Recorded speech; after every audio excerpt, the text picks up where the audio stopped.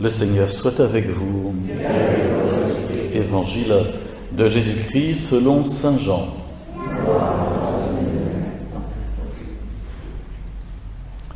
En ce temps-là, Jésus disait à ses disciples: quand viendra le défenseur que je vous enverrai d'auprès du Père, lui, l'Esprit de vérité qui procède du Père, il rendra témoignage en ma faveur.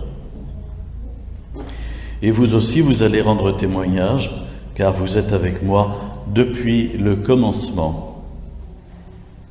J'ai encore beaucoup d'autres choses à vous dire, mais pour l'instant, vous ne pouvez pas les porter. Quand il viendra, lui, l'Esprit de vérité, il vous conduira dans la vérité tout entière.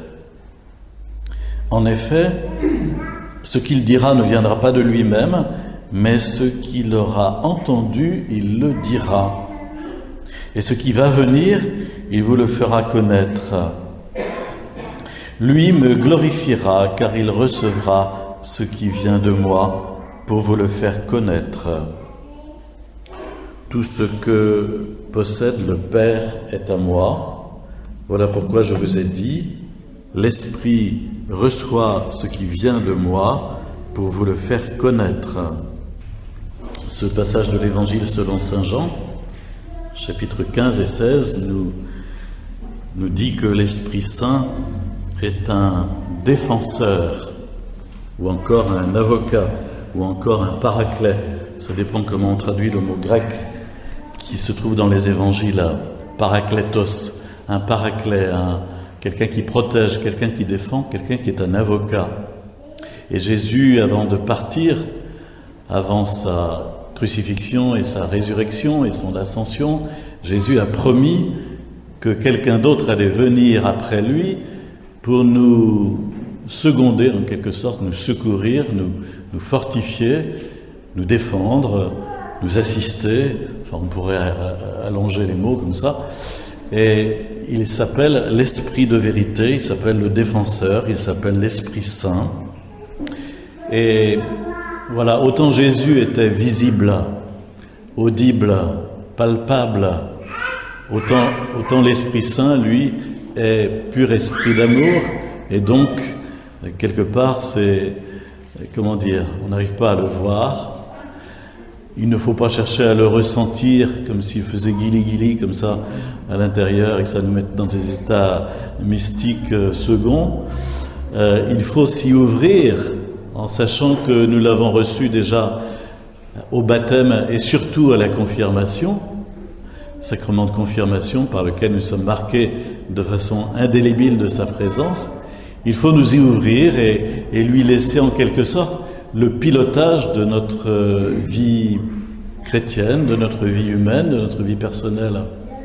De ce point de vue, le passage de la lettre de Paul qu'on a entendu en seconde lecture est tout à fait clair. Paul dit il y a en nous comme une sorte de, on dirait aujourd'hui, de bipolarité, non pas de schizophrénie, mais voilà, il y a les tendances de la chair, dit-il, mais quand il parle de la chair, ça ne veut pas dire l'aspect charnel, sexuel, etc., la convoitise.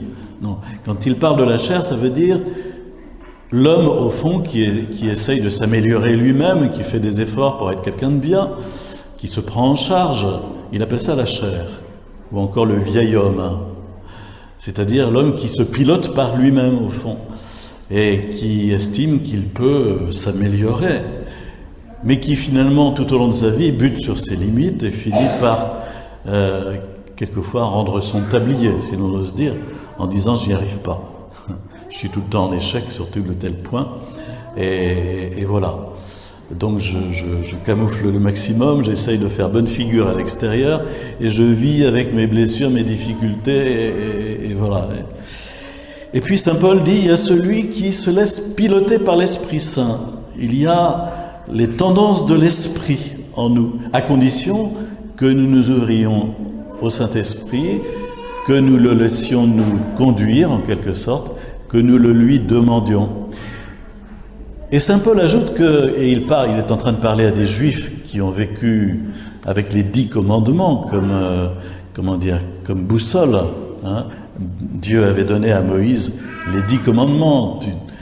Tu ne voleras pas, tu ne convoiteras pas la femme de ton prochain, tu ne commettras pas l'adultère, etc., etc. Vous connaissez ces 10 commandements. Mais ces 10 commandements sont faits comme des garde-fous, au fond, pour nous diriger, mais pour nous diriger par nous-mêmes, en quelque sorte, par notre propre force.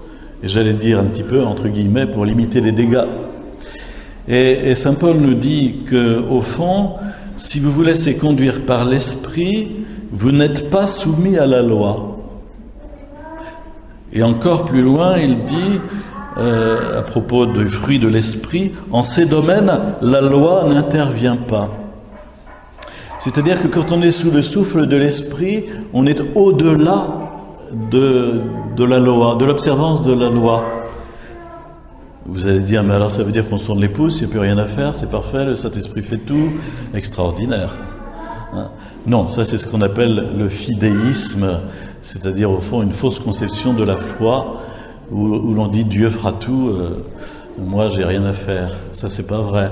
Nous avons précisément à nous ouvrir à l'Esprit Saint jour après jour, à nous ouvrir à la conduite de l'Esprit, ça veut dire donc la prière et d'une. Et nous avons aussi, humainement parlant, à lutter contre nos tendances mauvaises, mais en sachant que nous n'arriverons pas à les vaincre par nos propres forces. Il faut que ce soit l'Esprit Saint qui nous donne de vivre autrement. Et Paul, lorsqu'il fait la liste du fruit de l'Esprit au singulier, voici le fruit de l'Esprit, il dit amour, joie, paix, patience, bonté, bienveillance, fidélité, douceur et maîtrise de soi. Vous voyez que c'est tout ce que l'Esprit produit en nous. Mais on est bien au-delà de je ne volerai plus, je ne dirai plus du mal de mon prochain. On est bien au-delà, comme Jésus nous l'a enseigné d'ailleurs dans l'Évangile. Mais ça, c'est l'Esprit qui peut faire cela en nous. D'où l'importance de faire appel à son action, à son œuvre en nous, de se laisser conduire par lui, mais de prier chaque jour en lui disant « Esprit Saint, viens agir ».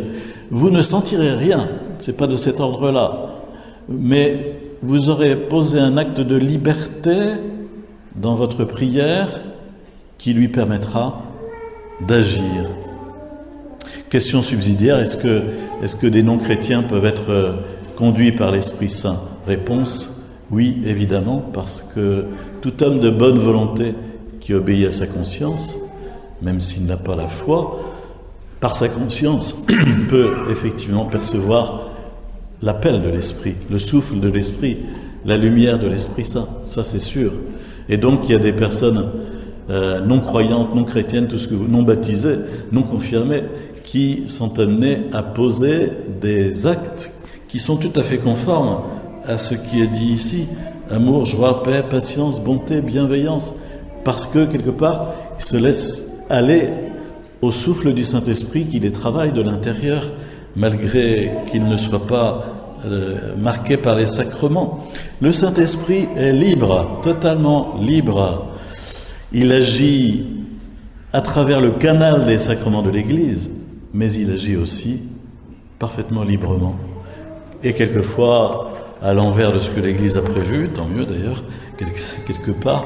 Songez qu'on écoutait ces temps-ci comment Pierre, par exemple, dans une prédication auprès de païens, s'est aperçu que les païens recevaient une Pentecôte comme eux-mêmes l'avaient reçue, mais qui n'étaient même pas baptisés.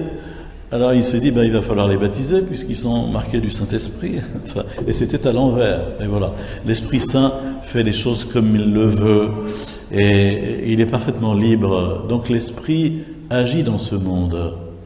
Et l'important, c'est effectivement de nous ouvrir à sa présence et de le prier de bien vouloir agir dans tous les cœurs bien disposés. Parce qu'il ne faut pas oublier, il y a aussi l'esprit du mal. Mais l'esprit du mal, il a ses relais, et notamment ses relais médiatiques, pour nous rappeler qu'il est bien là. Lui, le Saint-Esprit, n'a pas de trompette de cette sorte pour se faire entendre. Il agit souvent dans le silence, dans la discrétion la plus parfaite, mais on peut discerner son œuvre. Alors aujourd'hui, réjouissons-nous d'avoir cet assistant, ce défenseur, cet avocat, cet esprit de vérité en nous qui peut vraiment nous conduire selon les voies de Dieu.